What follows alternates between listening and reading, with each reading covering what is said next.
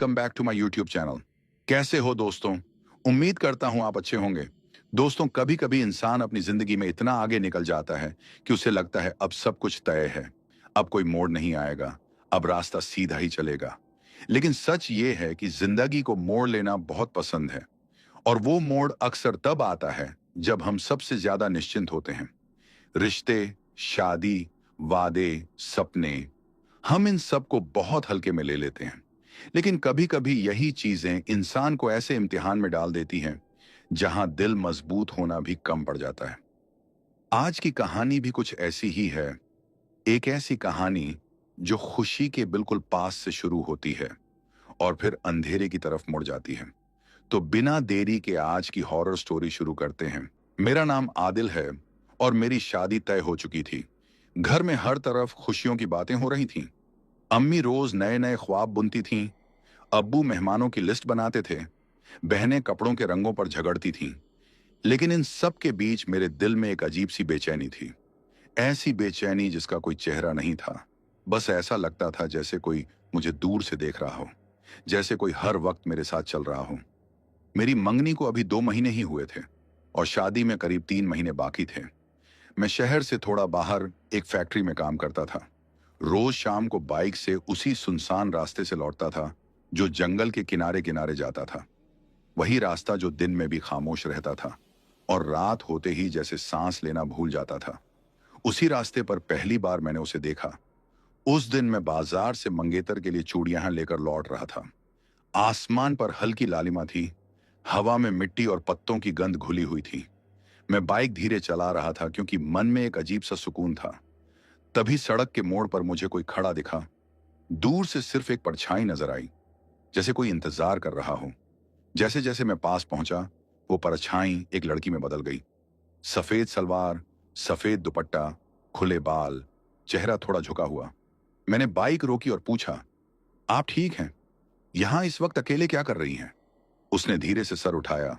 उसकी आंखें मेरी आंखों से मिली और उस एक पल में मुझे ऐसा लगा जैसे वक्त रुक गया हो। उसकी आंखों में कोई डर नहीं था, कोई गुस्सा नहीं था, बस बहुत गहरी उदासी थी। उसने कुछ नहीं कहा, बस उंगली से जंगल की तरफ इशारा कर दिया, जैसे कह रही हो कि उधर जाना है। मैंने कहा, उधर तो कोई रास्ता नहीं है। उसने फिर मेरी तरफ देखा और हल्की सी मुस्कान दी, ऐसी मुस्कान जो दिल को ठंडा भी करती है और डरा भी देती है। मैं बाइक से उतरा और बोला, अगर आपको कहीं जाना है तो मैं छोड़ देता हूं। उसने इस बार भी कुछ नहीं कहा, बस 2 कदम पीछे हटी और अंधेरे की तरफ मुड़ गई। मैं उसे जाता हुआ देखने लगा, लेकिन जैसे ही वो पेड़ों के पास पहुंची, वो मेरी आंखों के सामने से गायब हो गई। न कदमों की आवाज, न कपड़ों की सरसराहट, न सांस की आहट, कुछ भी नहीं। जैसे वो थी ही नहीं। मेरे रोंगटे खड़े हो गए। मैंने बाइक स्टार्ट की और तेजी से घर की तरफ चल दिया। उस रात मैं देर तक सो नहीं पाया। बार बार वही आंखें याद आती रहीं, वही उदासी, वही मुस्कान। मैंने खुद को समझाया कि शायद थकान की वजह से वहम हुआ होगा, लेकिन दिल मानने को तैयार नहीं था। अगले दिन सब कुछ सामान्य था। काम पर गया, लोगों से मिला, हंसा बोला। लेकिन जैसे ही शाम हुई और मैं उसी रास्ते से लौटने लगा, दिल फिर जोर जोर से धड़कने लगा। ऐसा लग रहा था जैसे कोई मेरा इंतजार कर रहा हो। मैं रास्ते के बीच पहुंचा ही था कि मुझे फिर वही सफेद साया दिखाई दिया। इस बार वो सड़क के किनारे खड़ी थी, बिल्कुल उसी जगह जहां पिछली बार थी। मैंने खुद को मजबूत किया और बाइक रोक दी। मैंने कहा, आप फिर? आपने कल सुना नहीं था, उधर कोई रास्ता नहीं है। इस बार उसने धीरे से बोला, तुम्हें दिखता है रास्ता, मुझे नहीं। उसकी आवाज बहुत हल्की थी, जैसे हवा में घुल रही हो। मैंने कहा, आप कहां जाना चाहती हैं? उसने कहा, उसी जगह जहां से मैं आई हूं। मैंने पूछा, कहां से? उसने मेरी तरफ देखा और बोली, तुम्हारे पीछे से। मेरे दिल की धड़कन तेज हो गई। मैंने पीछे मुड़कर देखा, वहां सिर्फ अंधेरा था, जंगल और सन्नाटा। मैंने वापस उसकी तरफ देखा तो वो मुस्कुरा रही थी। मैंने घबरा कर कहा, देखो मजाक मत करो, मैं शादीशुदा होने वाला हूं। लोग क्या कहेंगे अगर किसी ने हमें साथ देख लिया? उसने कहा, लोग मुझे देख ही नहीं सकते, सिर्फ तुम देख सकते हो। मेरे हाथ कांपने लगे।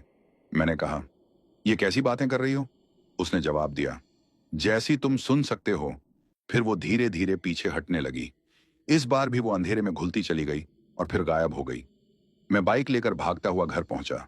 अम्मी ने पूछा, आज बहुत घबराए हुए लग रहे हो, सब ठीक तो है? मैंने कहा, हाँ बस काम ज्यादा था, लेकिन अंदर से मैं टूट रहा था। मुझे समझ नहीं आ रहा था कि जो मैं देख रहा हूं वो सच है या मेरा दिमाग खेल खेल रहा है। अगले कुछ दिन वो नहीं दिखी। मैं थोड़ा नॉर्मल हो गया। मैंने सोचा शायद अब सब खत्म हो गया है, लेकिन शादी के कार्ड बांटने के दिन जब मैं अपने दोस्त के साथ बाइक पर जा रहा था, वही सफेद लड़की फिर सामने आ गई। इस बार वो सीधे सड़क के बीच खड़ी थी। मैंने जोर से ब्रेक लगाया। दोस्त ने पूछा, क्या हुआ? मैंने कहा, सामने लड़की है। उसने कहा, कौन सी लड़की? सामने तो कुछ भी नहीं है। मैंने ध्यान से देखा। वो सिर्फ मुझे दिख रही थी। मेरे दोस्त की नजरें उसके आर पार जा रही थीं, जैसे वो हवा हो। उसने मेरी तरफ देखा और धीरे से कहा, अब तुम्हें यकीन हो गया। मैं डर से कांप रहा था। मेरे दोस्त ने कहा, तू पागल हो गया है क्या? चल बाइक चला। लेकिन मैं हिल नहीं पा रहा था। उस लड़की ने मेरी तरफ देखा और कहा, मैं फिर आऊंगी, बहुत जल्दी, शादी से पहले। और इस बार मैं सिर्फ दिखूंगी नहीं, कुछ मांगूंगी भी। ये कहकर वो फिर गायब हो गई। उस दिन के बाद मेरी जिंदगी में चैन नाम की चीज खत्म हो गई। मैं हर रात सपने में वही चेहरा देखता, वही आंखें, वही मुस्कान, और हर बार वो यही कहती, शादी से पहले मैं आऊंगी और मैं जो मांगूंगी, अगर वो नहीं मिला तो तुम्हारी शादी नहीं होगी। उस रात मैं बिल्कुल सो नहीं पाया। आंखें बंद करता तो वही चेहरा सामने आ जाता, वही सफेद कपड़े, वही ठहरी हुई मुस्कान, और कानों में उसकी आवाज गूंजती रहती, शादी से पहले मैं आऊंगी और कुछ मांगूंगी। मैं पसीने में भीग कर उठ जाता। दिल इतनी तेज धड़कता जैसे सीने से बाहर निकल जाएगा। सुबह जब अम्मी ने मुझे नाश्ते के लिए बुलाया तो मैंने जैसे खुद को जबरदस्ती जिंदा रखा। चेहरे पर झूठी मुस्कान चिपकाई और मेज पर बैठ गया। सब लोग शादी की तैयारियों में लगे थे। कोई पर्दों की बात कर रहा था, कोई खाने की, कोई मेहमानों की लिस्ट की। लेकिन मेरे लिए वो आवाजें बहुत दूर से आती लग रही थीं, जैसे मैं उसी घर में होते हुए भी कहीं और फंसा हुआ था। बहन ने कहा, भैया तुम खुश क्यों नहीं लग रहे? शादी होने वाली है। मैंने कहा, खुश हूं, बस थकान है। लेकिन अंदर ही अंदर मैं डर से सड़ रहा था। मैं ये किसी को बता भी नहीं सकता था कि मुझे क्या दिख रहा है, क्योंकि जो खुद मुझे ही सपना लग रहा था वो दूसरों को पागलपन लगेगा। मैं काम पर गया लेकिन दिमाग वहीं अटका रहा। मशीनों की आवाज में भी मुझे उसकी फुसफुसाहट सुनाई देती, जैसे वो मेरे पीछे खड़ी हो। मैंने कई बार पलट कर देखा, लेकिन वहां सिर्फ दीवारें थीं। शाम होते ही मेरे अंदर फिर वही डर जाग गया। मुझे उसी रास्ते से घर लौटना था जहां वो पहली बार दिखी थी। मैंने रास्ता बदलने का सोचा, लेकिन फिर खुद को ही कायर समझकर उसी रास्ते पर चल दिया। शायद मैं देखना चाहता था कि वो फिर आएगी या नहीं। जैसे ही सूरज ढला और जंगल के पास की सड़क पर सन्नाटा फैलने लगा, मेरे हाथ अपने आप कांपने लगे। दिल कह रहा था कि आज वो जरूर आएगी, और सच में थोड़ी दूर चलते ही मैंने उसे फिर देखा। इस बार वो सड़क के किनारे नहीं, बल्कि ठीक मेरे आगे चल रही थी। उसके कदम जमीन को छूते हुए भी आवाज नहीं कर रहे थे, जैसे वो चल नहीं रही, तैर रही हो। मैंने बाइक की रफ्तार कम कर दी, लेकिन डर के बावजूद मेरे अंदर एक अजीब सा खिंचाव भी था, जैसे कोई अदृश्य रस्सी मुझे उसकी तरफ खींच रही हो। मैंने धीरे से कहा, तुम कौन हो और मेरे पीछे क्यों पड़ी हो? उसने पलटकर मेरी तरफ देखा और बोली, मैं तुम्हारे आगे हूं, पीछे तो तुम आ रहे हो। उसकी ये बात मेरे दिल में तीर की तरह लगी। मैंने कहा, तुम मुझसे क्या चाहती हो? उसने कहा, जो तुम्हारे पास है वही। मैंने कहा, मेरे पास क्या है? उसने मुस्कुराकर कहा, तुम खुद। मेरे शरीर में झुनझुनी दौड़ गई। मैंने बाइक रोक दी और चिल्लाकर कहा, मैं किसी का नहीं हूं, मेरी शादी होने वाली है। उसने ठंडी आवाज में कहा, शादी तुम्हारी होगी, लेकिन अगर तुमने मुझे मना किया तो वो शादी कभी पूरी नहीं होगी। ये सुनते ही मुझे गुस्सा भी आया और डर भी। मैंने कहा, तुम मुझे धमकी दे रही हो? उसने कहा, नहीं, मैं तुम्हें सच बता रही हूं। फिर वो धीरे धीरे पीछे हटने लगी और अंधेरे में घुल गई। मैं घर पहुंचा तो मेरी हालत खराब थी। अम्मी ने माथा छूकर कहा, तू बुखार में लग रहा है। मैंने कहा, सब ठीक है, लेकिन अंदर सब टूट चुका था। रात को मैं बिस्तर पर लेटा रहा। आंखें खुली थीं, बाहर कुत्तों के भौंकने की आवाज आ रही थी।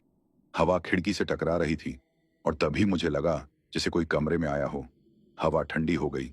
मैंने धीरे से आंखें घुमाई तो वो वहीं खड़ी थी, मेरे पलंग के पास। वहीं सफेद कपड़े, वहीं शांत चेहरा। मैं डर से हिल नहीं पाया। मेरी आवाज गले में अटक गई। उसने कहा, अब बताओ, मुझे क्या दोगे? मैंने कांपते हुए कहा, मैं कुछ नहीं दे सकता। उसने कहा, तुम दे सकते हो, लेकिन देना नहीं चाहते। मैंने कहा, क्या चाहती हो तुम? उसने कहा, शादी के बाद की तुम्हारी पहली रात। मेरे कानों में जैसे सीटी बजने लगी।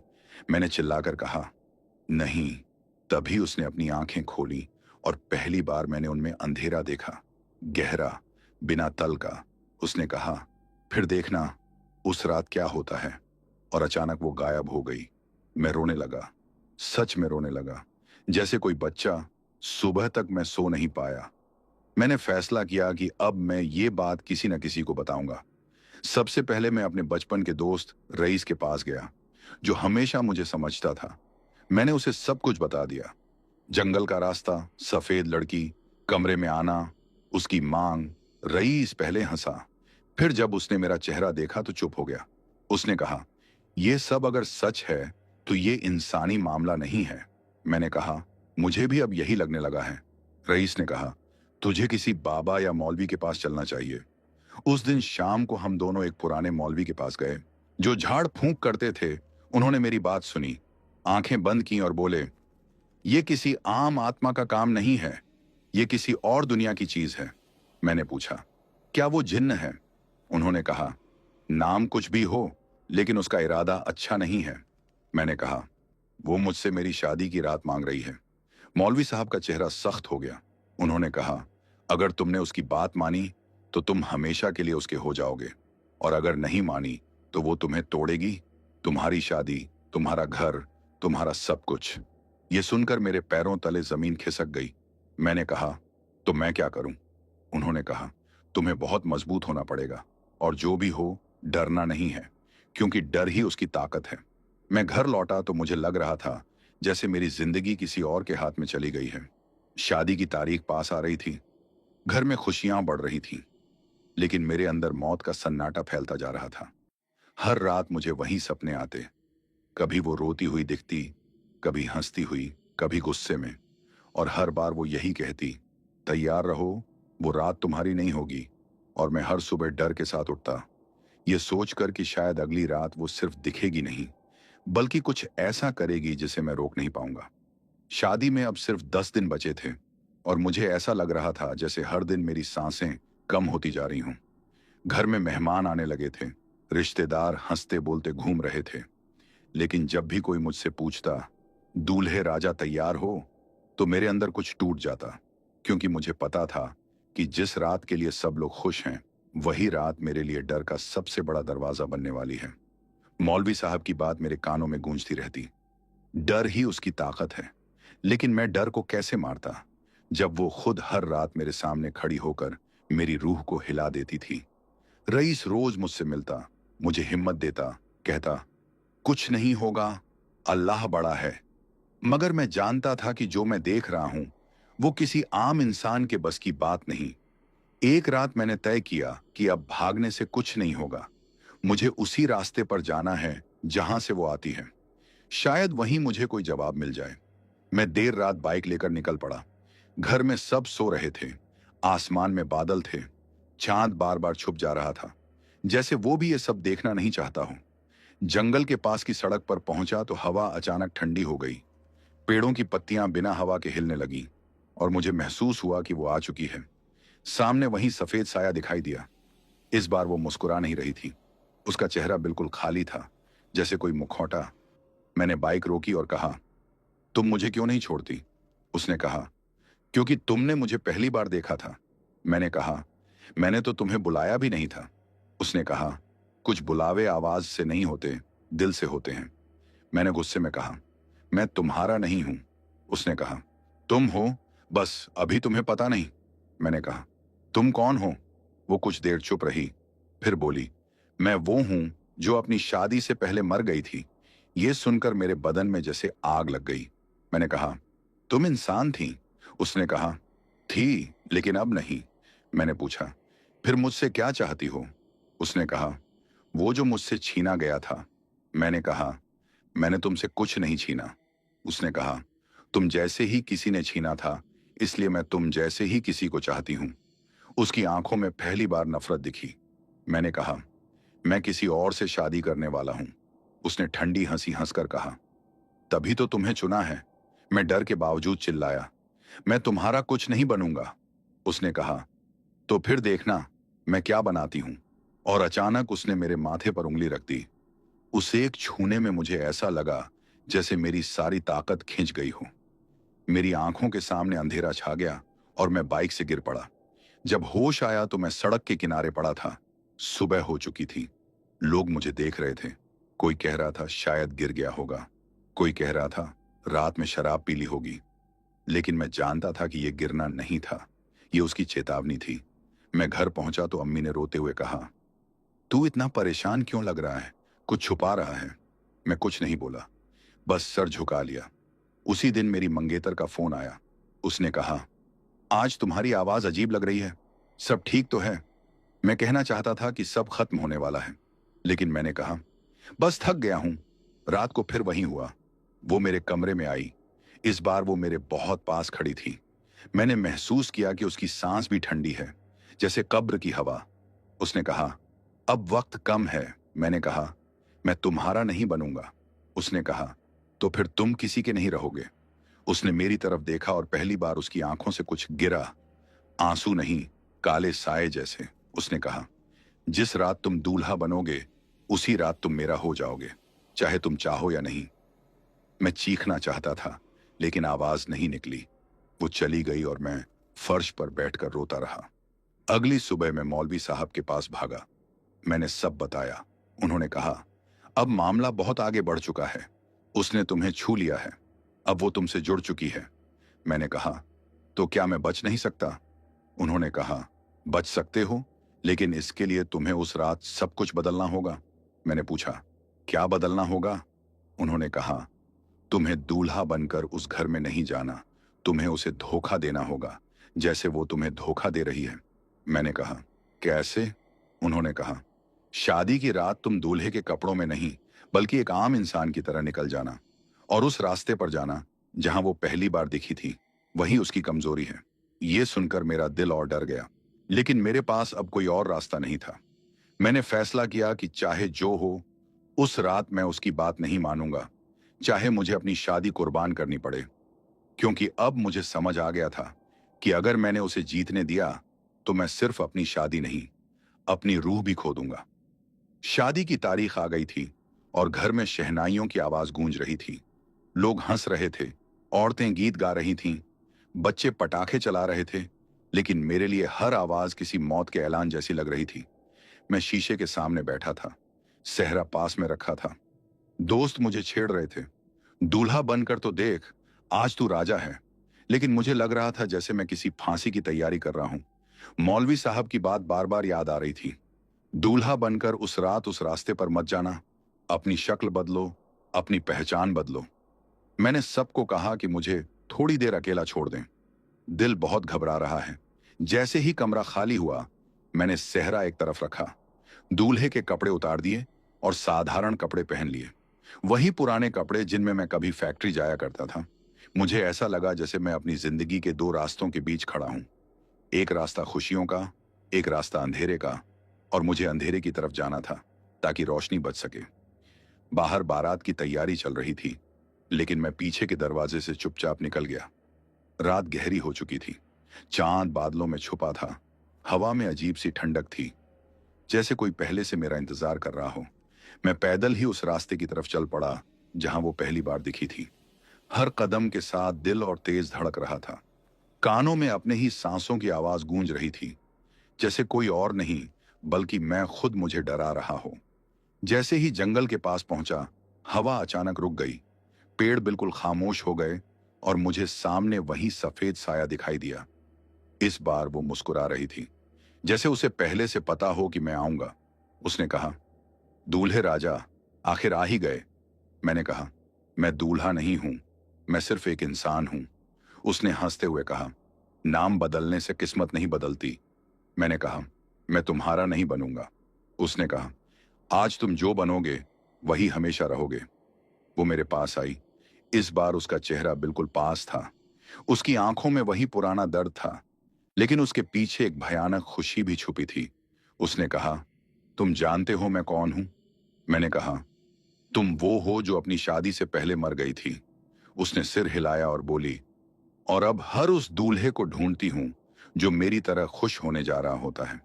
मैंने कहा, लेकिन मैं तुम्हारा गुनाह नहीं हूं। उसने कहा, लेकिन तुम मेरी याद हो। उसने अपना हाथ बढ़ाया, जैसे मुझे छूना चाहती हो। मैंने पीछे हटते हुए कहा, अगर तुम्हें इंसाफ चाहिए तो मुझसे नहीं, उससे मांगो जिसने तुम्हारे साथ गलत किया। उसकी आंखों में आग भर गई। उसने कहा, वो मर चुका है, लेकिन उसका चेहरा अब हर दूल्हे में दिखता है। मैं कांप गया। मैंने कहा, मैं वो नहीं हूं। उसने कहा, लेकिन आज रात तुम वही हो। तभी मुझे मौलवी साहब के दिए हुए ताबीज की याद आई, जो उन्होंने मेरी जेब में डाल दिया था। मैंने उसे कसकर पकड़ लिया और जोर से आयत पढ़नी शुरू कर दी। हवा तेज चलने लगी, पेड़ हिलने लगे, वो चीखने लगी। उसका चेहरा बदलने लगा, जैसे किसी और शक्ल में ढल रहा हो। उसने चिल्लाकर कहा, रुको, मत पढ़ो। लेकिन मैंने और तेज आवाज में पढ़ना शुरू किया। उसका जिस्म धुएं जैसा होने लगा। वो पीछे हटने लगी। उसकी आवाज टूट रही थी, अगर तुम आज बचे तो फिर कभी मत दिखना। मैंने कहा, मैं तुम्हारा नहीं हूं। उसने आखिरी बार मेरी तरफ देखा। उस नजर में नफरत भी थी और बेबसी भी। फिर वो अंधेरे में घुल गई। हवा एकदम शांत हो गई। जंगल फिर से सांस लेने लगा और मैं वहीं जमीन पर बैठ गया, पसीने से भीगा हुआ। दिल इतना तेज धड़क रहा था जैसे अभी भी टूट जाएगा। मुझे नहीं पता कितनी देर मैं वहीं बैठा रहा, लेकिन जब होश आया तो मैंने देखा कि आसमान में हल्की रोशनी होने लगी थी। सुबह होने वाली थी और मुझे याद आया कि इस वक्त मेरी शादी का क्या हाल होगा। लोग मुझे ढूंढ रहे होंगे, सवाल कर रहे होंगे, लेकिन मेरे लिए अब सिर्फ एक सवाल था, क्या वो सच में चली गई है या ये सिर्फ एक और खेल था? सुबह की हल्की रोशनी में मैं जैसे किसी और ही दुनिया से लौटा था। पैर कांप रहे थे, कपड़े मिट्टी से सने थे और दिमाग में सिर्फ वही सवाल घूम रहा था कि क्या वो सच में चली गई है या बस छुप कर फिर लौटेगी। मैं धीरे धीरे घर की तरफ चला। रास्ते में लोग मुझे अजीब नजरों से देख रहे थे। किसी ने कहा, अरे ये तो दूल्हा है। किसी ने कहा, ये यहां क्या कर रहा है? लेकिन मेरे कानों में किसी की आवाज नहीं जा रही थी। मैं बस अपने दिल की धड़कन सुन रहा था। जैसे ही घर के पास पहुंचा, वहां कोहराम मचा हुआ था। लोग इधर उधर भाग रहे थे। अम्मी रो रही थीं। अब्बू गुस्से में सबको डांट रहे थे। रिश्तेदार कानाफूसी कर रहे थे। मुझे देखते ही सबकी नजरें मेरी तरफ मुड़ गईं। अम्मी दौड़कर मेरे पास आईं और मेरे सीने से लग गईं। बोली, तू कहां चला गया था? हमें मार ही डाला तूने। मैं कुछ नहीं बोला, बस सर झुका लिया। कोई पूछ रहा था, दूल्हा रात में भाग गया था। कोई कह रहा था, किसी लड़की के साथ गया होगा। लेकिन मैं जानता था कि मैं किसी लड़की के साथ नहीं, बल्कि अपनी मौत के साए से लड़ने गया था। मैंने बस इतना कहा, मैं बीमार हो गया था, हवा लेने चला गया था। किसी ने यकीन नहीं किया, लेकिन उस वक्त कोई सच्चाई सुनने को तैयार भी नहीं था। मेरी मंगेतर के घर खबर पहुंची। वहां भी हंगामा मच गया। लोग कहने लगे, ये लड़का ठीक नहीं है, शादी तोड़ दो। और आखिरकार वही हुआ। मेरी शादी टूट गई। एक ही दिन में मैं दूल्हे से बदनाम आदमी बन गया। लोग मुझसे नजरें चुराने लगे, दोस्त मिलने से कतराने लगे। लेकिन इन सब के बीच मुझे एक अजीब सा सुकून भी था, क्योंकि मैं जानता था कि अगर वो रात मैं दूल्हा बनकर जाता तो शायद मैं आज जिंदा तो होता, लेकिन अपना नहीं रहता। कुछ दिन बीत गए। मैं घर से कम ही निकलता था। हर शाम डर लगता था कि कहीं वो फिर ना आ जाए, लेकिन वो नहीं आई। न सड़क पर, न सपने में, न कमरे में।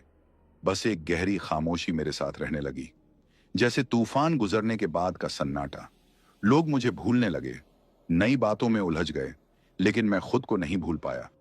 एक दिन मैं रईस के साथ फिर उसी रास्ते पर गया जहां सब शुरू हुआ था। जंगल अब भी वहीं था, सड़क अब भी खामोश थी, लेकिन वहां कुछ भी नहीं था। न सफेद साया, न ठंडी हवा, न वो उदास आंखें। मैंने राहत की सांस ली। रईस ने कहा, शायद अब सब खत्म हो गया। मैंने कहा, खत्म तो हो गया, लेकिन मेरे अंदर कुछ हमेशा के लिए बदल गया है। मैं उस रात के बाद फिर कभी वही इंसान नहीं बन पाया। मैं शादी से डरने लगा, रिश्तों से डरने लगा, क्योंकि मुझे लगता था कि खुशी जब बहुत पास आती है तो किसी न किसी अंधेरे को साथ ले आती है। कुछ महीनों बाद मैं उस शहर से चला गया। नई जगह, नई नौकरी, नया घर, सब कुछ नया। लेकिन वो याद नहीं गई। कई साल बीत गए। मैंने कभी शादी नहीं की। लोग पूछते थे, क्यों नहीं करते? मैं हंसकर टाल देता, क्योंकि मैं उन्हें कैसे बताता कि मैं एक ऐसी लड़की से डरता हूं जिसे कोई और देख ही नहीं सकता। आज भी कभी कभी जब रात बहुत खामोश होती है, हवा अचानक ठंडी हो जाती है और पेड़ों की पत्तियां बिना हवा के हिलती हैं, तो मुझे लगता है कि वो कहीं ना कहीं अब भी है, किसी और दूल्हे की तलाश में, किसी और खुशी की आहट सुनकर। और तब मैं अपने कमरे में बैठकर बस इतना कहता हूं, अगर तुम कहीं भी हो तो किसी और की जिंदगी मत तोड़ना, जैसे मेरी तोड़ी थी। लेकिन जवाब में सिर्फ सन्नाटा मिलता है, और वही सन्नाटा मुझे याद दिलाता है कि कुछ कहानियां खत्म नहीं होती, बस किसी और की जिंदगी में चुपचाप शुरू हो जाती हैं। दी एंड। सब्सक्राइब।